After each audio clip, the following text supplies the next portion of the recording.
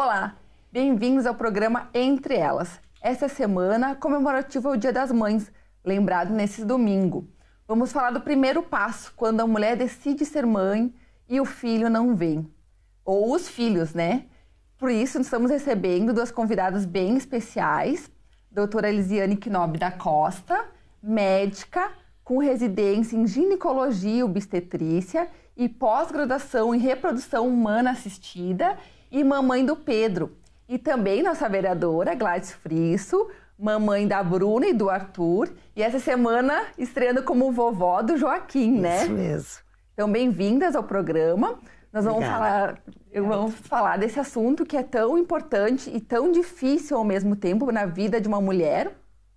E até que ele tem um assunto que tem um pouco de tabu às vezes, que não é tão falado abertamente. Então, a intenção é a gente desmistificar um pouquinho, até para as mulheres também lidarem com isso da melhor forma, sem tanto aquele peso, né?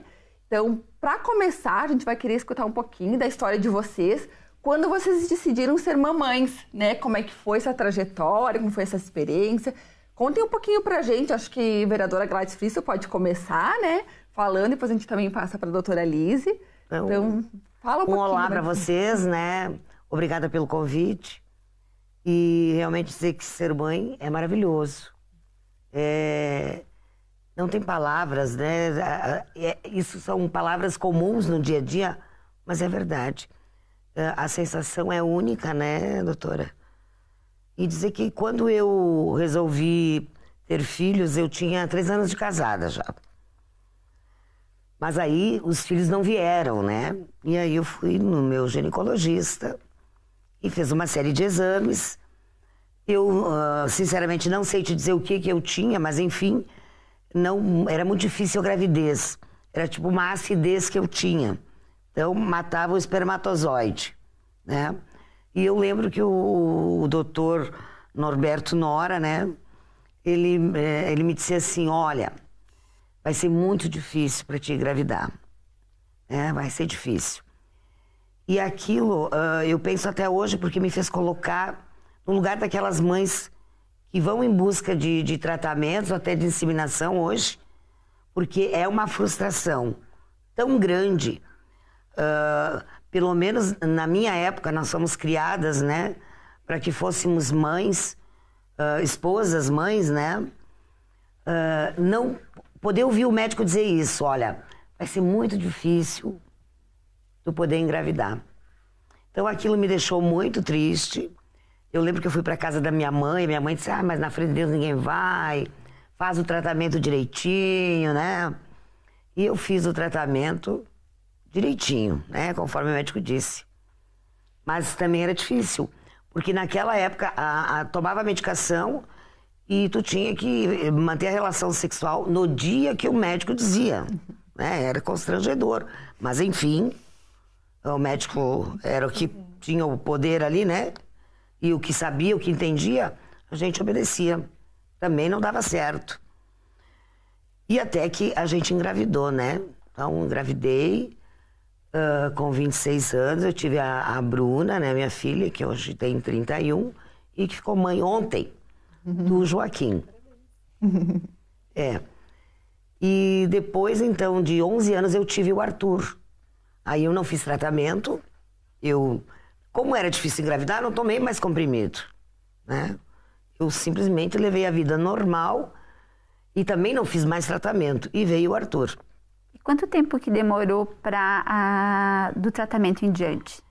Eu acho que foram uns 6 meses, 6 a 8 meses. Então a gente, quando tu espera tanto, né, Vânia, uma coisa tu acha que já vai dar certo.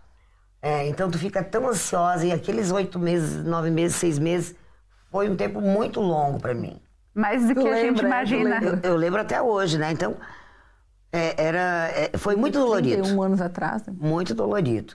Então, eu até comentava, né, esses tempos, num outro bate-papo, né, que quando eu tive meus filhos, tanto eu quis, né, tanto eu queria, tanto eu curti, eu preparei tudo, o quartinho, o enxoval, enfim, tudo que a gente faz, tudo que as mães fazem, né. Tanto que antes de chegar aos 9 meses, a gente já não via a hora que ele nascesse, Não era só ter ele na barriga, eu queria nascesse. E quando meus filhos nasceram, que o médico, não sei se foi porque foi cesárea, doutora, a senhora poderá talvez me explicar melhor depois. O médico colocou a minha filha, então, aqui, né, no colo. E eu achei que eu ia sentir uma sensação diferente. Eu achei que eu já ia amar aquela criança mais do que o que eu senti no momento que eu coloquei os meus filhos em cima do peito. Eu estava feliz, mas eu esperava que eu amasse mais. E aí, com os anos, eu fui entendendo que o amor mesmo que eu tenho hoje para os meus filhos, veio com a convivência. Então, disso tudo, eu tirei uma grande lição. Por quê? Nós estamos falando de mãe, né? De quem pode ter filhos, quem não pode. Mas tem um ditado que diz, pai é o que cria. Pai é o que cria e mãe é a que cria. E o amor vem com quem cria. Porque se hoje alguém chegasse para mim e dissesse, a Bruna e o Arthur foram trocados nos hospitais, que uma vez se ouvia muito falar isso, esses são teus filhos, eu não iria reconhecer essas pessoas como meus filhos. Porque os meus filhos são a Bruna e o Arthur.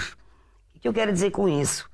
Que daquela minha frustração, quando jovem, de não poder ter um filho da minha barriga, eu compreendi que se eu não pudesse ter um filho naquela época, eu podia muito bem ter adotado 1, 2 ou 3 crianças, que eu ia criar o mesmo amor por elas que o amor que eu tenho pelos meus filhos. Então, que as meninas novas, ou que as mulheres que não possam, né, ter filhos, até acho que a senhora vai falar um pouquinho melhor, porque de biologia não entendo muita coisa, entendo um pouco mais de política, né, Cris? Mas entendo muito de amor. Então, dizer que a gente ama as pessoas na convivência com as pessoas. Eu acho que às vezes a maternidade é muito idealizada e às vezes não tão realista, né?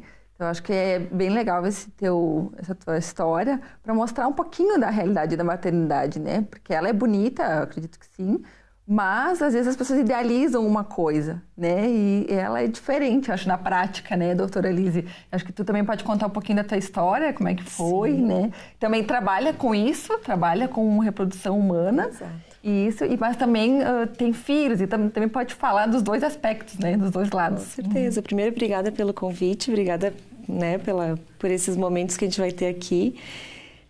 Então, eu, para mim, trabalho com reprodução há 10 anos, né? E eu demorei, assim, a dizer eu quero ser mãe, né? Apesar de eu já trabalhava com reprodução, sabia que gostaria, mas acho que eu tinha já uns 30 e poucos anos, 31, 32, quando eu digo, agora eu acho que eu quero. Também um pouco freada por essa questão de que a gente faz a faculdade, são muitos anos, aí tem mais a residência, então 6 de faculdade, 3 de residência, mais pós-graduação na área que vai trabalhar, e isso a gente termina com quase 30, né? E aí justamente pensando, poxa, como é que eu vou estar com uma criança no meio disso tudo se eu também quero viver a maternidade, né? E quando tu se estabiliza um pouco, acho que agora eu quero tentar. Muito bem. E aí, o que aconteceu comigo, que trabalho com isso? Levei quase 3 anos para engravidar do Pedro. E tudo certo, estava tudo bem, ciclos normais, vida tudo ótimo, sempre tive adaptação adequada a método anticoncepcional, nenhum problema, exames normais. Eis que eu acabei sendo classificada naquelas 20% de pacientes que têm endometriose e que são assintomáticas. E aí não engravidava, né? Aí passei por cirurgia, tratamentos, enfim, e engravidei do Pedro. E concordo contigo. Eu acho que assim que o Pedro nasceu, eu disse, nossa, né? Me disseram que o osso que nasce é estrelinhas, aquela coisa, né? Realmente, é uma emoção muito grande. Tu recebe a criança, ela deita no teu colo, mas tu olha e diz, cadê aquele plim, né? Será que sou eu que não tô, né? E realmente, com o passar dos dias, esse vínculo vai sendo cada vez mais e mais e mais forte, né? E a gente olha que, claro, a gente quis muito, a gente recebeu, mas vai se construindo, né? Porque essa questão de dizer a maternidade florida é amor à primeira vista. Sim, é um amor à primeira vista.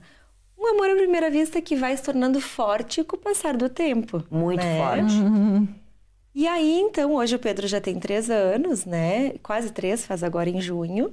E esse ano eu disse, eu acho que acho que quero engravidar de novo. Na verdade, no ano passado inteiro. Eu fiquei, vou tentar, não vou tentar. Tá bom, o Pedro já demorou um tempo, já tenho quase 38 anos de idade, enfim. E dessa vez, 2 meses, estava grávida. Agora estou aguardando o César, que nasce em novembro. Parabéns. Legal, muito Então, bom. isso é uma coisa para que, assim, a gente possa entender que todo mundo passa por isso, ou pode passar por isso, na verdade, né? Que muitas vezes está tudo normal, os exames estão todos muito bem, a vida está muito normal, e que uma hora esses empecilhos aparecem pra gente. E para mim, profissionalmente, eu vou dizer que foi engrandecedor, porque eu já, por ser mulher, já conseguia me colocar um pouco, e hoje eu digo um pouco, no lugar da paciente, mas depois de ter passado por quase 3 anos de dificuldade para engravidar, e aquelas coisas que a gente ouve no consultório, todo mundo engravida do meu lado, não posso ir num lugar, não posso ver grávida, tô tendo pânico de grávida, o que está acontecendo comigo? Eu passei por isso, né? Então, no fim, foi engrandecedor nesse ponto, porque foi sofrido, claro, né? E o meu pai me dizia, ele dizia, tu vai ver que isso vai ser importante, tu vai engravidar, mas isso está sendo bom para tu conseguir atender ainda melhor teus pacientes. E hoje eu me lembro porque é realmente assim, a gente ouve as histórias, a gente se coloca no lugar e sabe o que aquela paciente está sentindo, né? Porque passou por isso. E essa segunda gestação vem porque eu tenho dizendo para outras pacientes agora. E eu sempre disse, acreditem, porque não é porque houve uma primeira dificuldade que vai ser sempre assim. E nem que essa dificuldade vai dizer que não vai engravidar. Só que às vezes o caminho é um pouco mais trabalhoso, um pouquinho mais, exige mais de paciência, um pouco mais difícil, né? Mas hoje, de formas naturais ou de técnicas de reprodução, a maioria consegue engravidar. Doutora, Cris, é um processo bem relativo. Eu posso dizer isso, assim, dentro desse conceito, assim, a gestação acaba sendo rodeada por uma relativização nesse aspecto, que é um pouco que mistura ansiedade, um pouco expectativas. Isso tudo influencia organicamente também? Ansiedade se influencia? Sim, ela pode influenciar, né? Por isso que a gente sempre acredita que o casal, na verdade, estando não só a paciente, mas o casal estando sabendo da situação, ele estando bem assessorado, entendendo claramente o que está acontecendo, né? Então, eu sempre procuro trabalhar assim, em trazer para o casal o que vem acontecendo com eles terem ferramentas para poderem conversar, discutir comigo, discutirem em casa, né?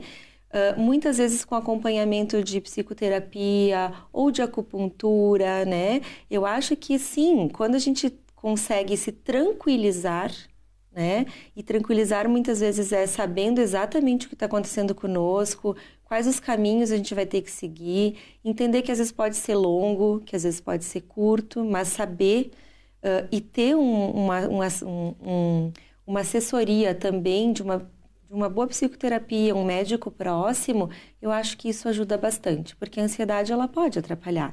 Eu não posso dizer que ela é definitivamente um diagnóstico de infertilidade, mas realmente, se o paciente está ansioso, é mais complicado. Ela interfere, né? A gente conhece casos de... Desculpa, Cris. No próximo bloco, nós vamos falar um pouquinho mais dessas causas que atrapalham também no momento que a mulher vai engravidar. Fique com a gente. No próximo bloco tem mais programa Entre Elas. Vamos falar, então, continuar o assunto sobre as causas da infertilidade. Até lá!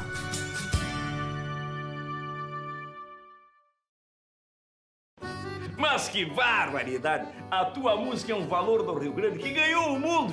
Mas tem valores que não podem sair daqui. É verdade. Com a campanha Valores que Ficam, todos que fazem a declaração no modelo completo podem transformar a vida de milhares de crianças gaúchas sem gastar nada, apenas destinando 3% do imposto devido para o FUNCriança. Fale com o seu contador e escolha fazer o bem aqui. Uma campanha da Assembleia Legislativa e entidades parceiras.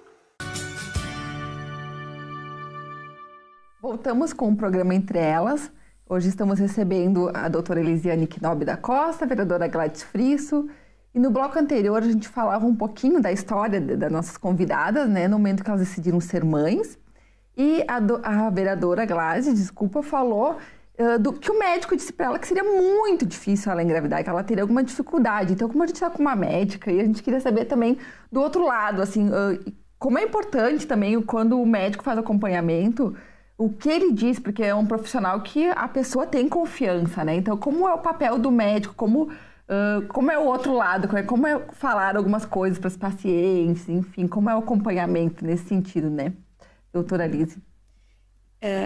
Então, eu acho que a gente tem que procurar sempre falar para o paciente, após alguns exames e a história, a realidade do que vem acontecendo. Mas se colocar no lugar dele, né? E a gente poder entender que, ninguém pode dizer que não pode engravidar, né? Pode ser que seja muito difícil, pode ser que no passar do tempo se veja que realmente não consiga, né? Mas a gente dizer, olha, no caso de vocês, talvez seja um pouco mais difícil, a gente tenha um pouco mais de trabalho por XY motivos, né? Mas, ainda assim, casos muito complicados, como alguma menopausa precoce, não tem mais óvulo, ainda assim a gente pode oferecer alguns tratamentos alternativos, desde que a paciente consiga aceitar essas questões alternativas, como ovodoação, né? Mas ainda assim oferecer a possibilidade para ela, se ela quiser gestar, se ela quiser, né? Não só a adoção, que é linda, mas tem pacientes que não querem só ter filhos adotivos, elas gostariam de ver a barriga crescer, gostariam de amamentar, enfim. Isso é um direito delas. A gente não pode dizer, olha, não, vai direto para uma adoção ou não tenta nada, né? Então, eu acho que o se colocar no lugar do paciente, entender que aquela notícia vai causar um sofrimento e pensar como a gente pode trazer isso da forma mais suave, mas realista ao mesmo tempo, porque também a gente não pode trazer nenhum tipo de ilusão, né? Então, isso é um trabalho diário, assim, de não só de dar a notícia de uma situação dessas, de dificuldade ou não, mas em outros momentos, quando a gente tem que dar um diagnóstico de uma menopausa precoce numa paciente de 30 anos, ou fazer uma fertilização, um ciclo dar negativo, e aí eu tenho que dizer para a paciente que eu ligo, né? Vem o exame para mim e eu ligo. Olha, o teu teste de gravidez deu negativo. É comum a gente sofre menopausa também. Tão precoce assim, doutora? Comum não é, né? Mas assim, algumas pacientes experimentam, né? Claro que a minha amostra ela é um pouquinho viciada, porque como eu trabalho com isso. Mas eu já tive pacientes de 29 anos com menopausa precoce. De 32, de 34, né? Não é o dia a dia, mas sim, a gente pode ter pacientes, e inclusive já tive algumas em tratamento. E eu acho tem sintomas ou não? Algumas têm, outras não. Né? Nem sempre tem aqueles calorões, enfim. A gente diagnostica durante a conversa, a anamnese, pede alguns exames, né? E começa, conforme o que a paciente conta, entender que possa estar no que a gente chama de falência ovariana precoce, né? Começa algumas coisas de irregularidade de ciclo, enfim, existem alguns exames específicos para isso.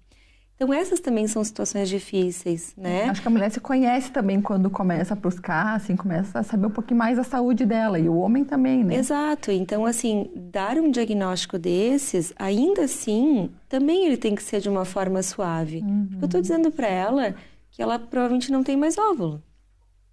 Ela tem 30 anos e ela não tem mais óvulo para engravidar. Como é que eu vou dizer isso para ela? Então, a gente tem que pensar como dizer e o que propor, né? E assim a gente vai criando um vínculo mais forte e sabendo que a gente pode oferecer possibilidades, né? Então, eu acho que empatia, se colocar no lugar, é o mais importante. E eu acho que é legal também falar aqui, doutora Liz, que é a diferença de infertilidade e esterilidade, né? Que às vezes, quando o casal é estéril, é quando ele não pode ter filhos mesmo, né? Agora, a infertilidade não, ainda tem chances, né? Então, talvez tem que ter algum tratamento. E até acho que seria legal você também falar os tratamentos que existem, né? Para quando existe esse caso, que nem nesse caso da menopausa precoce. Qual que é o tratamento, né? Qual que é a diferença da fertilização in vitro e a inseminação? Acho que é legal explicar para o pessoal que está nos assistindo, para também entender um pouquinho, que às vezes as pessoas confundem muito as duas, né? Bom, na verdade, assim, em relação à questão de tratamentos, né? Vai depender muito da causa. Então, se a gente começar a pensar em causas de infertilidade, que na verdade é uma impossibilidade de gestação, que pode ser transitória, né? Ela é classificada como uma doença, ela está no CID, né? Que a gente chama na Classificação Internacional de Doenças. Mas ela também é um momento, né? Que muitas vezes a gente encontra um motivo e consegue tratar. E o diagnóstico de infertilidade vem depois de um ano tentando, é isso? Normalmente a gente divide a partir de idade da mulher. Tá. Então, quando nós temos a mulher com até 35 anos de idade, depois de 12 meses de tentativas, sem nenhum método contraceptivo, a gente considera como infertilidade. Dos 35 anos em diante, após 6 meses de tentativa, sem nenhum método contraceptivo, a gente já pode começar a investigar como uma infertilidade. Então, depende da idade da mulher, né? No que diz fator em relação às causas, no âmbito feminino, a causa mais comum são distúrbios de ovulação. Em segundo lugar, hoje em dia está a endometriose e depois vem os fatores tubários, né? Obstrução tubária ou doenças da própria trompa tubária, que a gente fala da trompa, né, do útero. E depois vem outros. Lá no finzinho vem as falências ovarianas precoces, que a incidência é muito menor, né? E é isso falando da mulher, mas hoje já se sabe que o homem também tem o seu papel importante, né? Porque uma vez, se não acontecer uma gravidez, a culpa era da mulher, né? Isso. E eu acho bem importante falar aqui, né? Como é um programa de mulheres, que o homem também tem sua parcela importante. Eu sempre falo no consultório, assim, existe uma crença, ou então um hábito, né, de que quando um casal não engravida é porque a mulher não está conseguindo, né? O que nós temos também de estatísticas? Felizmente ou infelizmente, a gente tem que trabalhar em cima de estatísticas. É quase que idêntico. Em 30% das situações, a causa é exclusivamente feminina. Em outros 30% é exclusivamente masculina. E outros 30% tem feminina e masculina envolvida. E outros 10% é o que a gente chama de infertilidade sem causa aparente. Mas para fazer esse diagnóstico, a gente tem que ter realmente investigado o homem e a mulher em tudo que seja possível e não se encontrar uma causa. Então, isso é 10%. Então, é 30% para um, 30% para o outro e 30% os dois estão juntos. A gente encontra de um e de outro. Então, muitas vezes chegam casais assim, não, o que eu tenho é ovário policístico. Tá bom. O marido já foi visto, a gente já olhou as trompas, né? Tem alguma outra coisa? Então, a gente pode ter fatores associados. E o homem sempre tem que ser avaliado. Então, um casal que nos procura para engravidar tem que investigar a mulher, tem que investigar o homem, né? Então, sim, e não tem a menor dúvida, apesar desta crença ou desse hábito, né, que existe na população, que está sendo desconstruído, chegou num especialista, com certeza ambos vão ser avaliados. Isso, a gente estava falando dos tratamentos que a gente acabou, né? Vamos lá. Então, a gente tem os mais simples aos mais complexos, né? A gente considera tratamentos de baixa complexidade, aqueles onde a gente tem a indicação de indução de ovulação ou de coito programado, que é a relação programada, que é aquela que tu conversou, ainda existe, só que atualmente acompanhada por ecografia. Então, a gente não só diz qual é o dia, na verdade, a gente faz a eco, sabe os dias que vai ovular, e aí tem relação, né? E a inseminação intrauterina, eles ainda são de baixa complexidade, né? Por quê? Porque a fecundação ocorre dentro do corpo. Então, às vezes, o paciente jovem, 20 e poucos, 35 anos, reserva ovariana normal, tem uma dificuldade de ovular, trompas abertas, não tem endometriose, sêmen normal. Ou pode ser que só falte ovular, indução de ovulação, né? Ou temos uma alteração leve de trompas ou um sêmen levemente alterado, uma inseminação. Qual é a diferença para fertilização? É onde a gente ou induz a ovulação da mulher ou acompanha o ciclo dela, e no dia que ela está ovulando, se coleta sêmen do marido e se prepara uma quantidade menor do que for coletado, porém, esse sêmen é centrifugado e a gente concentra os espermatozoides mais rápidos, né? E a gente larga esse sêmen dentro do útero por um catéter, lá no próximo do fundo. Então, o encontro do óvulo e do espermatozoide ocorre na trompa, né? E a gente só auxilia esse processo. É inseminação. Inseminação. Alta complexidade. Fertilização in vitro, que hoje em dia se usa a técnica de injeção intracitoplasmática de espermatozoide. Se chama ICSI. É a famosa foto que a gente vê por aí que tem um óvulozinho e depois tem uma injeção de um espermatozoide lá dentro, né? Por que é de alta complexidade? Os gametas são retirados e a produção do embrião é fora do corpo.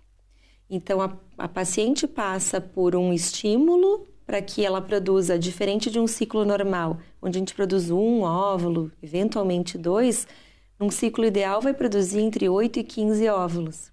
E antes dela ovular, nós retiramos esses óvulos do ovário por ultrassom, com sedação, claro, porque também dói, né? É invasivo. É invasivo, né? Então, bloco cirúrgico, sedação. Se coleta esses óvulos, no mesmo dia coleta sêmen, se separa espermatozoides normais e nós juntamos um com o outro. Colocamos numa estufa, semelhante à trompa, e ali o embriãozinho se forma.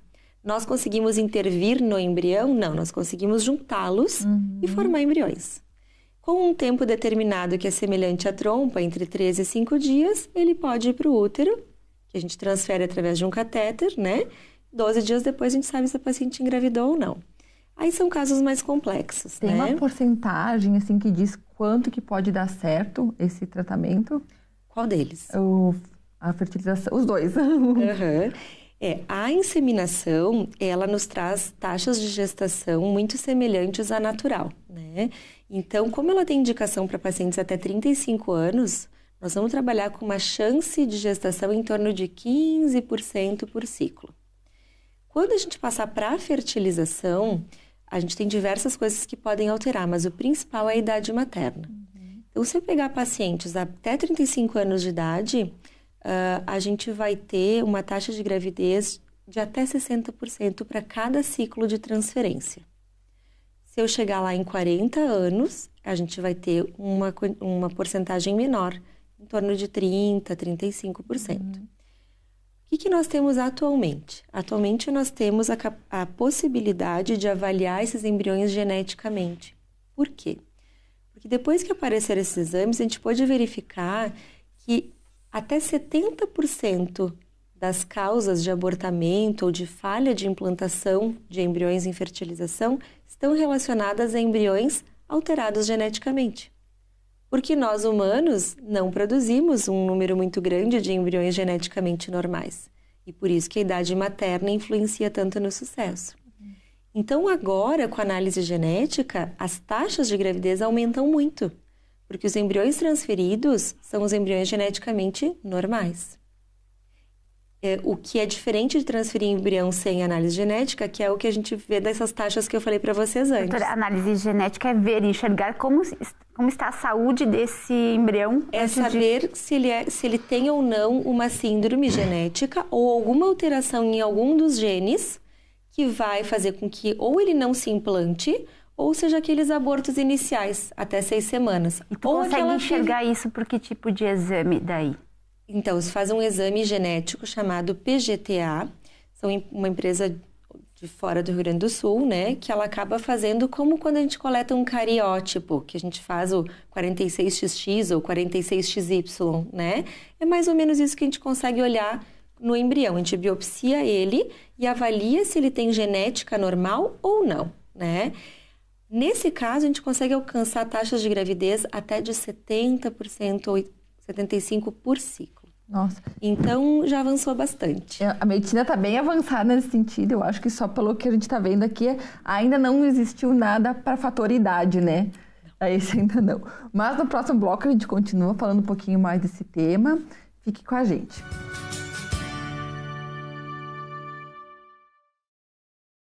Você já parou para pensar que a Câmara é o espaço mais democrático da cidade? São diferentes partidos e pensamentos, muitas ideias. E a população pode discutir assuntos de seu interesse sem falar nas audiências públicas, que são um espaço para a população se manifestar. Aqui, quem soma e faz acontecer é a comunidade.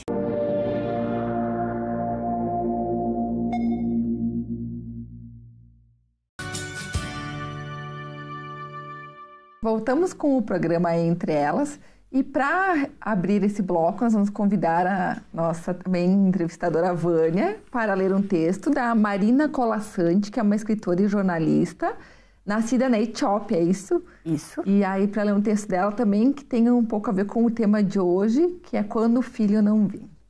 Isso, Marina Colasanti, então já é quase nossa caxiense, porque ela vem bastante para Caxias do Sul em função da Feira do Livro. Eu escolhi justamente No Colo do Verde Vale. Esse texto é da obra 12 Reis e a Moça no Labirinto do Vento. No colo do Verde Vale, cansado, assim sentia-se o tempo, muito mais que velho, muito além de antigo. Isto eu sou. Pensava andando para frente, ele não conhecia outra direção.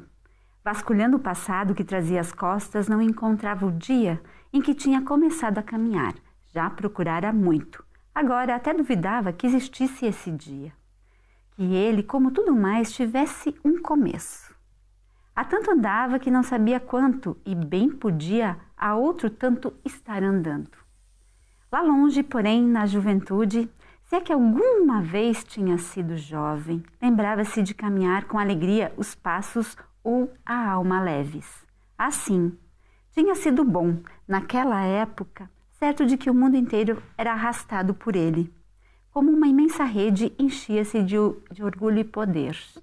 Eu piso com o pé direito, dizia, afundando bem o calcanhar, e trago a primavera. Piso com o esquerdo, lá ia o outro pé marcando a terra, e vem chegando o verão.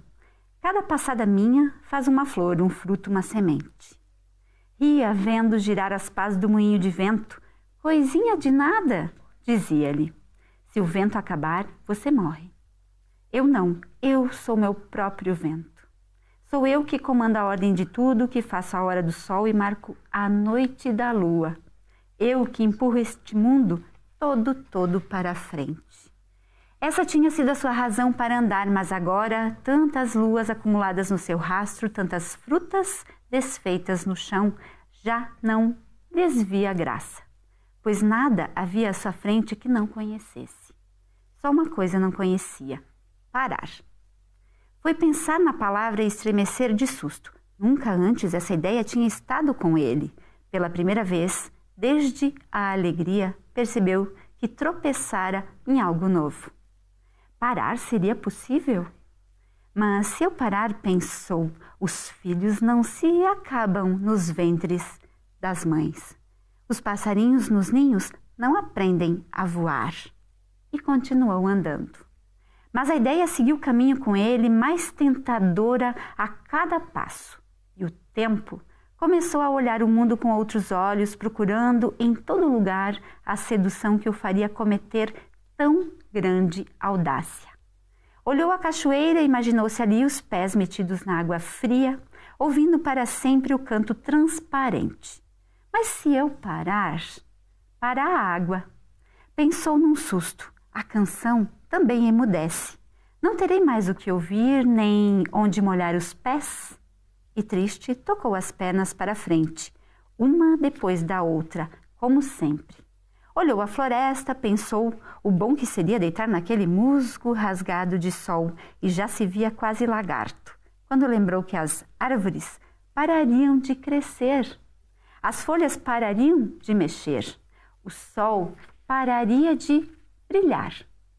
E levantando os joelhos com cansaço e tédio, foi adiante.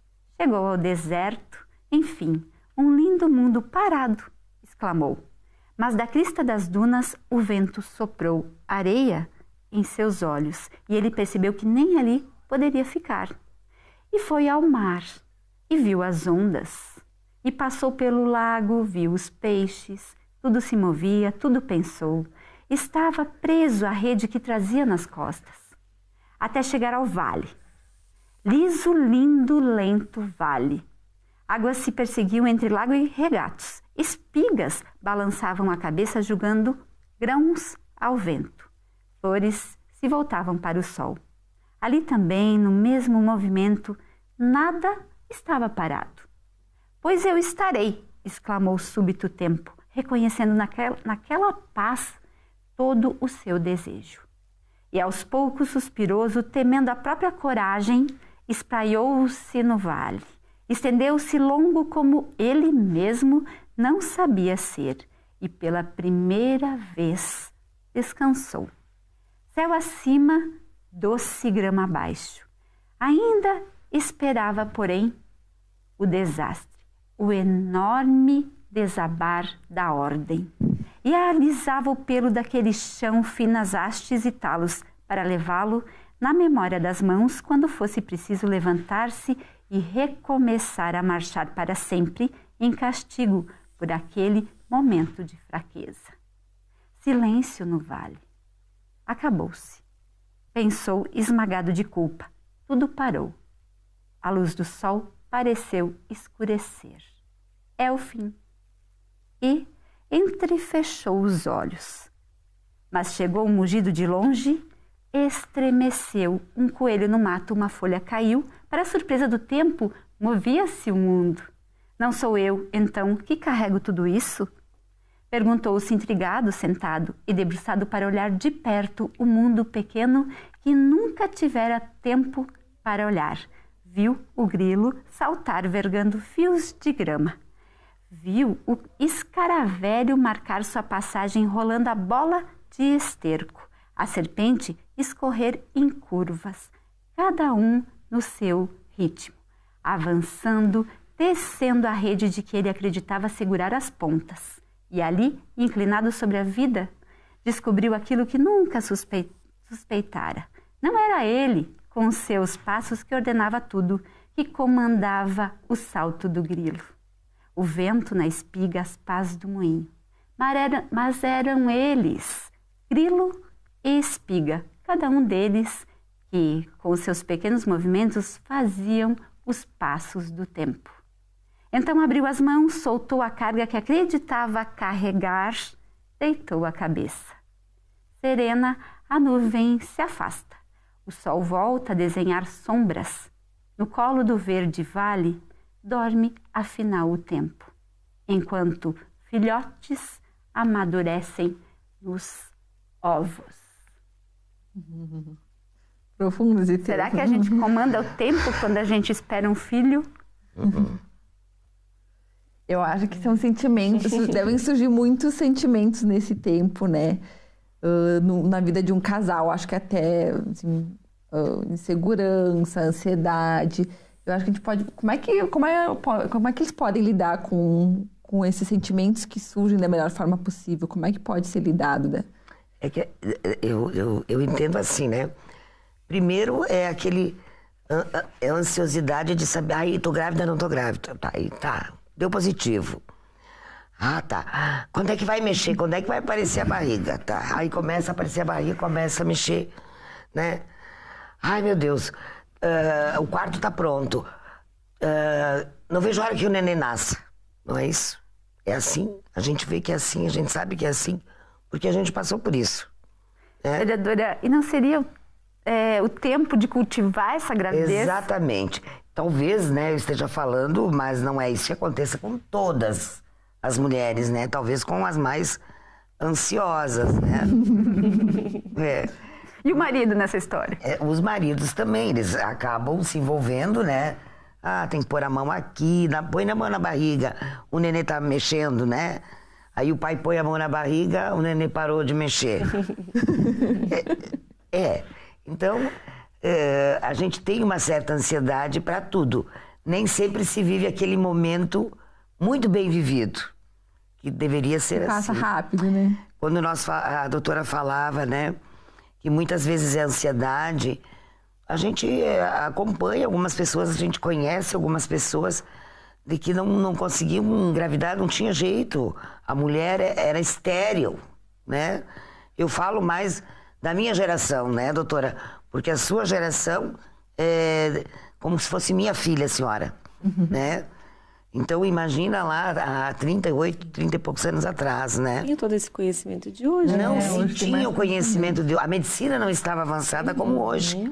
Então, o problema que eu tive naquela época, ou que as mulheres da minha época tiveram, hoje talvez é tratado com muito mais rapidez e naturalidade, que não é o problema. Sabia que essa questão da ansiedade, eu acho que é uma das coisas que, durante os tratamentos, ela naturalmente surge mais, né? A gente estava conversando antes sobre a questão de surgir, quanto mais complexo o tratamento, maior a ansiedade, porque a gente acompanha muitas fases muito de perto, né?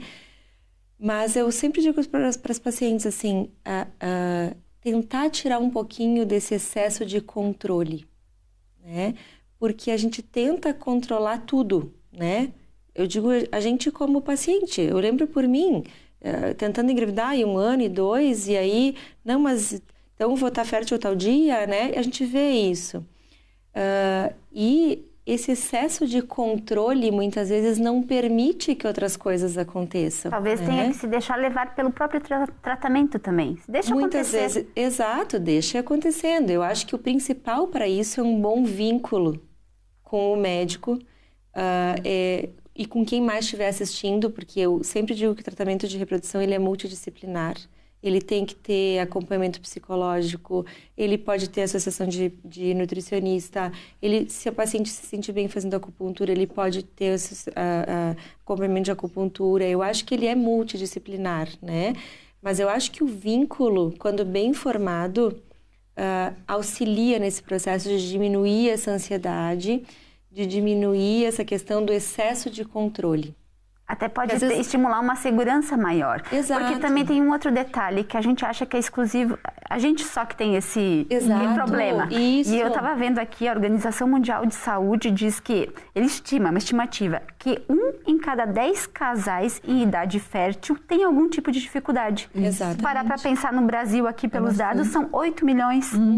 É 10% da população. Exatamente. Então, não é uma causa de um homem só ou de uma mulher só. E eles só. acham que até essa informação que a gente tem hoje, né?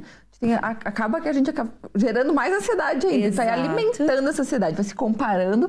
E na internet, sempre uma vida maravilhosa de todo mundo. Ninguém fala se demorou, não demorou, se sofreu, se não sofreu.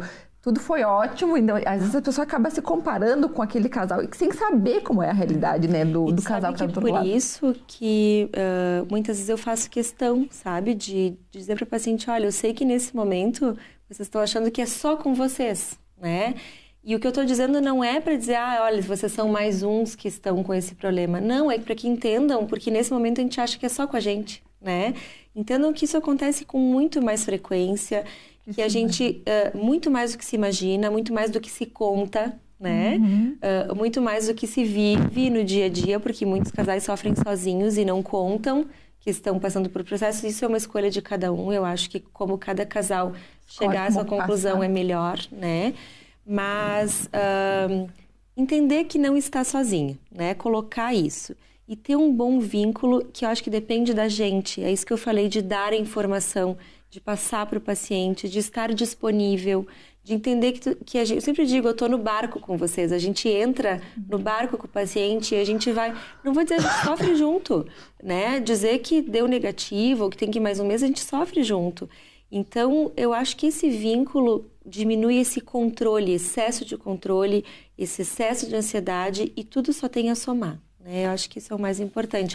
Que tem muito a ver com esse texto. Quando tu foi falando, o texto disse, nossa, tem muito a ver com o excesso de controle que eu vejo no dia a dia, assim, né? Deixar o tempo entender o que não era ele, que as coisas faziam o tempo, né? Assim como os tratamentos, o que vai andando é o que vai fazendo, né? Às vezes me perguntam, rapidinho, me perguntam assim, quantos por cento? Já teve assim, na minha idade e tal? Eu consigo dar estatísticas de uma média, Mas em reprodução, tudo é individualizado. A medicina é uma medicina individualizada. Então, vou dizer, para vocês, talvez vocês estejam fora dessa curva. E não seja exatamente essa média. Então, eu vou trazer umas médias, e por isso que eu disse que, infelizmente, às vezes eu tenho que trazer umas médias, porque cada casal é um, né? E se a gente não individualizar aquele casal ou aquele paciente, não tem receita de bolo, né? E com essa mensagem, nós vamos encerrando o programa de hoje, agradecendo muito a participação da doutora Lise, da vereadora Gladys Vani, que esteve comigo. E você que está nos assistindo, se você tiver alguma dúvida, sugestão, temos o contato, o e-mail é rp@camaracaxias.rs.gov.br e o telefone 3066-3872. Não perca os próximos programas, que a gente vai continuar falando dessa realidade da mulher como mãe, tá? Até logo, um abraço.